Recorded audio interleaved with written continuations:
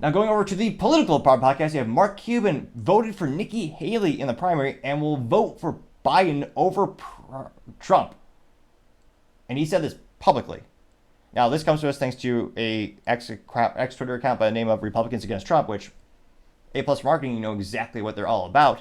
And they say, quote, new billionaire NBA owner Mark Cuban said he voted for Nikki Haley in the GOP primary in Texas, but would vote for Biden over Trump in November. And Mark Cuban allegedly says, quote, if they were having his last week and it was him versus Trump and he was being given the last rites, I would still vote for Joe Biden, unquote. And this, as you might say, went viral, getting 2 million views in the first 24 hours and 55,000 likes, which is quite a few to say the least. Now, Mark Cuban has been very famous the past couple months as he has been doubling down on his belief that DEI is great for businesses, although ironically and hypocritically enough, his businesses, they basically have none on the field when it comes to the Dallas Mavericks. In the offices, yes, suspiciously, many of the white employees are no longer there, but the other representations are all present. Now, as for his pharmaceutical company, there's basically no diversity on their board. But, again, rules for thee, but not for me or ye if you're Kanye West. Now, going to the comments, again, it'll be interesting to see, because there are a lot of people who do believe in this. There are a lot of people who fervently hate Trump. So I suspect we'll get some contrarian or some different perspectives in the comments. Now, one of the first ones comes from Richard Turner. Disclaimer, has a Canadian flag, also known as a tyrannical flag, in their profile name, which, again, there's no freedoms in Canada. There's basically no constitution. That's why they take away their guns. They take away their free speech. You get fined if you even critique the government in Canada. If you say something critical of the little communist Julio Trudeau, or allegedly Justin Trudeau, definitely, totally not the bastard of the Castros, even though he looks basically identical. His mom was a promiscuous woman in Cuba at the time. But nevertheless, he was the one who he admired China. When they asked him, like, who do you admire for, leadership and politics? He said he admired China because of their ability to crack down during the pandemic. That's who's leading Canada and destroying their country. Now, again, Richard Turner from Canada says, quote, great comments and great common sense from a real billionaire, unquote. Real in all caps. Now, that got 2.5 thousand likes. The almost hilarious hypocritical things about Mark Cuban, if you watch Shark Tank, he hates patent laws and fervently doesn't think patents are important. However, the reason he made billions was because of 2 patents that he had when he had broadcast.com or .net, which was a technology where they could actually broadcast, I believe it was sports balls games, which was a very, very unique thing at the time, and they famously sold out to yahoo.com for billions. So even though he's not a big fan of patents or patent law, that is quite literally how he became overwhelmingly successful in life. Going down to Crypto Spring saying, quote, thanks for the transparent, more clarity, hashtag Mark Cuban, when it comes down to principles. It comes down to principles above all else. I got 747 likes. Abbott says, quote, appreciate honesty of Cuban.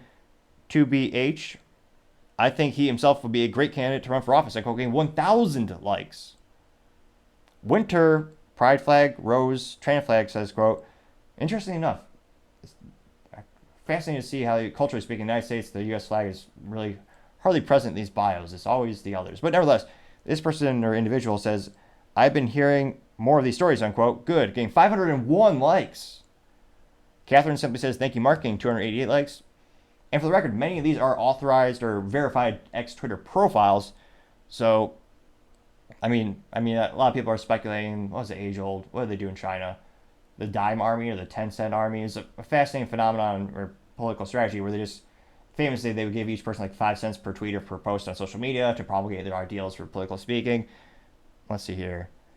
Jill Salmon, USA flag, and then the UK flag, or Great Britain flag, which, what? More or less, mentally vacuous flag, compatibility to flags. But Jill says, same here, Joe can be in a coma, kept alive on life support, and I'd still vote for him, unquote, getting 1.6 thousand likes. Hoof says, Trump to Cuban, hey Mark, I'm seeking $454 million to help pay my legal fees, like getting 546 likes. Let's see here.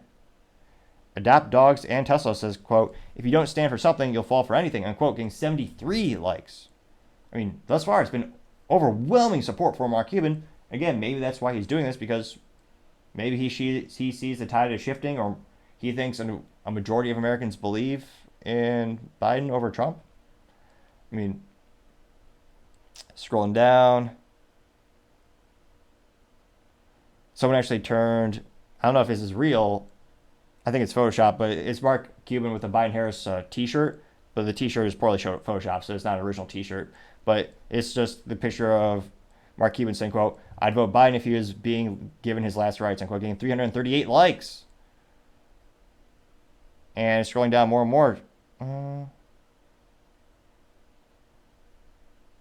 Yeah, just overwhelming support. Now, interestingly enough, Mark Cuban owns like 30 plus businesses. Well, he has a ventured stake in multiple businesses. And again, traditionally in the business world, no one ever speak their opinion. Usually you would keep it to yourself. And my dad used to always say, "There's a time and place for everything." And I mean, this one person, Sandy Taylor, says Mark Cuban is my new hero, unquote, getting 28 likes. Interestingly enough, they actually did also tweet the American flag emoji. But again, Mark Cuban owns so many of those companies, and again, by default, just the nature of the United States, you're going to offend about 50% of the prospective and current clients that you have.